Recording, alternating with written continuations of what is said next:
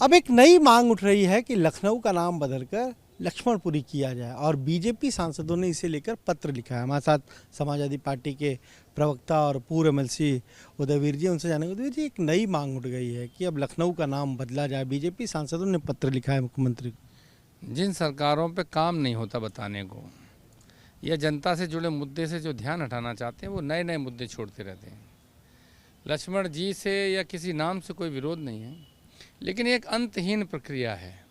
या तो कोई नया घटनाक्रम हो रहा हो, नई कोई परिस्थितियाँ उपजी हों, नई कोई बात हुई हो, तब मांग उठ रही हो। अब इसी तरह इतिहास में से चीज़ों को खोद खोद के लाना है तो आप रोज़ खोदिए। ये अंतहीन प्रक्रिया है और जो सरकारें काम नहीं करना चाहती हैं वो इस तरह के ही कामों में लगी रहना चाहती हैं। तो एक मांग तो ओम प्रकाश राजभर ने कर दी कि गाजीपुर का नाम बदला जाए। उन्होंने फिर पत्र लिख दिया है। मैंने आपसे कहा कि न गाजीपुर नया है, न ओम प्रकाश राजभर नए हैं, न विश्वामित्र जी नए हैं, न अब्दुल हमीद नए हैं, वो भी गाजीपुर के थे। तो प्रश्न ये है कि आप किस समय किस लिए कोई मांग उठा रहे हैं, इसका कोई तर्क होना चाहिए, वरना ये अंतहीन प्रक्रिया है। न किसी को विश्वामित्र जी से कोई परहेज है, न अब्दुल हमीद की देशभक्ति पे कोई सवाल है, न गाजीपुर से कोई समस्या है। लेकिन अचानक कोई नींद से जाग के कुछ कहने लगता है तो ऐसा लगता है कि वो रोज़मर्रा के जो सरकार के काम हैं उनसे ध्यान हटाना चाहते हैं, वरना किसी बात का किसी समय किसी पल सवाल उठने का कोई तर्क होना चाहिए। ये जो बजट आया है, सरकार के तमाम मंत्री अलग अलग जिलों में जा रहे हैं, प्रबुद्ध जनों के साथ संगोष्ठी कर रहे हैं। क्या कोशिश 2024 को लेकर हो रही, क्या इंटेलेक्चुअल्स को साथ लाने की केंद्र सरकार का जो बजट आया? अभी तो केंद्र सरकार को अडानी के बजट पे ध्यान देना है।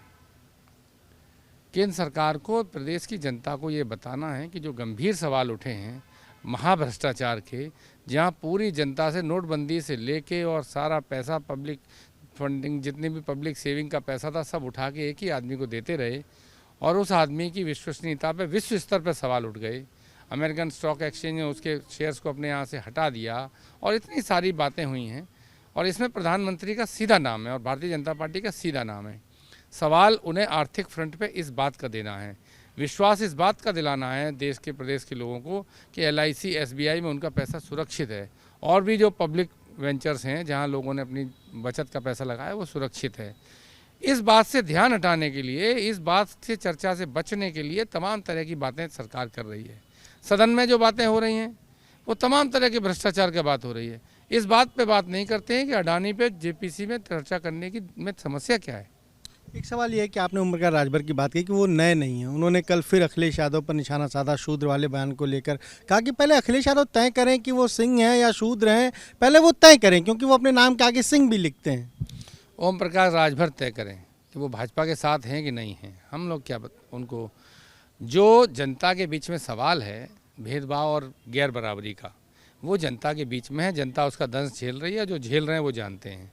ओम प्रकाश राजभर केवल अखिलेश जी पर, समाजवादी पार्टी पर ही सवाल उठा सकते हैं, क्योंकि वो दरवाज़ा पीट रहे हैं भारतीय जनता पार्टी का, वह एंट्री मिल नहीं रही है, इसलिए भाजपा पे बोलने की उनकी क्षमता नहीं है।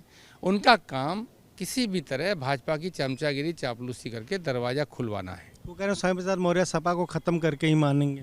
ये सपा और स्वामी प्रसाद मौर्य की जान की बात है, इसमें ओम प्रकाश राजभर जी की सलाह और विशेष ज्ञान की कोई ज़रूरत नहीं है। एक और बात कह रहे हैं कि सपा के कुछ लोग उनके संपर्क में, अभी समय आने दीजिए, वो सबको लेकर जाएंगे।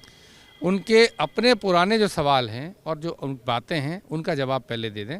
उनकी बातों में कोई विश्वसनीयता नहीं है जो आप उनकी बात को गंभीरता से लेकर जवाब दें। 20 तारीख से यूपी का बजट सत्र शुरू होगा। समाजवादी पार्टी किन मुद्दों को लेकर सरकार को घेरेगी? क्योंकि हमने देखा जो रामचरितमानस हो या फिर जो शूद्र वाली बात हो, ये भी मुद्दे हैं। फिर आज दरोगा भर्ती की बात यहाँ से उठाई गई है। बेरोजगारी, महंगाई, किसानों की समस्या, कानून व्यवस्था और इसके अलावा बेहताशा भ्रष्टाचार, गैर बराबरी, अन्याय, सामाजिक न्याय का गला घोटना, आरक्षण को खाना, इस तरह के तमाम मुद्दे हैं। मुझे लगता है कि सरकार तो चर्चा चाहती नहीं, इसलिए 2-3 दिन में ही बजट सत्र या कोई भी सत्र करके भाग जाती है, क्योंकि उसे मालूम है कि सवाल बहुत हैं, जवाब उनके पास नहीं है। आपने कहा कि सरकार भाग रही है, लेकिन वो तो कह रहे हैं हम इतना बड़ा ग्लोबल इन्वेस्टर समिट करा रहे हैं, इससे लोगों का ध्यान भटकाने के लिए ये मुद्दे समाजवादी पार्टी और उसके नेता उठा रहे हैं। कैसी बात आप करते हैं? हमेशा भाजपा की बात क्यों करते हो? हम कह रहे हैं सदन से छोड़ के भाग रही है, आप G20 की बात कर रहे हैं। G20 में कहाँ जवाब देना है? कुछ लोगों को बुलाना है, उनकी खातिरदारी करनी है, उनका भाषण सुनना है, अपना सुनाना है, चले जाना है। इन्वेस्टर समिट में बुलाना है इन्वेस्टर्स को, उनका भाषण सुनना है, अपना भाषण सुनना है। इन्वेस्टमेंट आया होता तो कुछ दिख रहा होता पिछले कह रहे 6 हैं साल में। 22 लाख करोड़ के निवेश के प्रस्ताव आ गए। मैं आपसे कह रहा हूँ 22,000 करोड़ का कुछ बना हुआ दिखाइए। अडानी के कितने प्रस्ताव आए थे पूछ लीजिए, पूछिए उनसे कि जो अडानी के पिछले प्रस्ताव आए थे कितने लागू हो गए, पूछ के मुझे ये जनता को बताइए। कुछ सवाल उनसे भी तो पूछा करिए आप। लग नहीं रहा आपको कि निवेश का ये जो बात कह रहे हैं वो आएगा? नहीं, मैं आपसे सिर्फ इतना पूछ रहा हूँ कि मेरी जानकारी कम है, आप एक जगह बताइए जहाँ 6 साल में निवेश आके कुछ बना हुआ खड़ा है। समाजवादी पार्टी 24 महीने में एक्सप्रेसवे बना सकती है। जिस लोक भवन में मुख्यमंत्री बैठते हैं उस लोक भवन को 22-23 महीने में बना सकती है। सिग्नेचर बिल्डिंग बना सकती है। भारतीय जनता पार्टी की सरकार इतनी निकम्मी है कि पिछले 6 साल में कुछ भी नहीं बना पाई जो दिखा पाए। आज भी जहाँ जहाँ G20 या इन्वेस्टमेंट मीट के कार्यक्रम हो रहे हैं वो सारे के सारे वही स्ट्रक्चर्स हैं, वही चीज़ें हैं जो अखिलेश यादव जी की सरकार में बनी थी। भाजपा ने पिछले 6 साल में क्या बनाया है, मैं आपसे पूछ रहा हूँ, आप मेरे सवाल का जवाब ही नहीं देते। सवाल का जवाब हम तो नहीं देंगे, आप ये बीजेपी से सवाल अगर सदन में करें तो शायद वहाँ सुनने को भी मिले और वो जवाब दें। जब सदन चलेगा नहीं, सदन में जवाब देंगे नहीं, बोल छोड़ के भाग जाएंगे, तो मैं आपसे कहूँगा कि आप पूछ के बता दीजिए।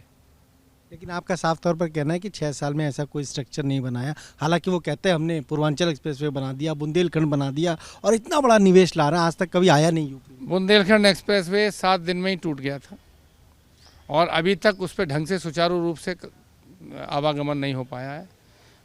पूर्वांचल का आधे से ज़्यादा काम समाजवादी पार्टी के टाइम का किया हुआ था, लेकिन अपने टाइम में 6 साल में कोई एक चीज़ बताएं। देखिए, बिल्कुल समाजवादी पार्टी के प्रवक्ता उदयवीर सिंह साफ तौर पर कह रहे हैं कि भाई 6 साल में सरकार ने कोई ऐसा काम नहीं किया, ऐसा कोई निर्माण नहीं किया। अब वो कह रहे हैं कि 22 लाख करोड़ के निवेश के प्रस्ताव आएंगे, तो कोई ऐसा स्ट्रक्चर तो बताए सरकार जो उसने, या कोई ऐसा निर्माण तो बताए जो उसने किया है।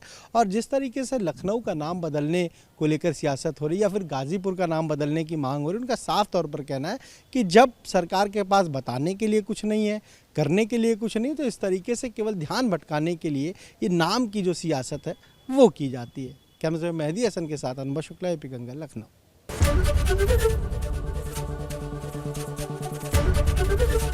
एबीपी गंगा, खबर आपकी, जुबान आपकी।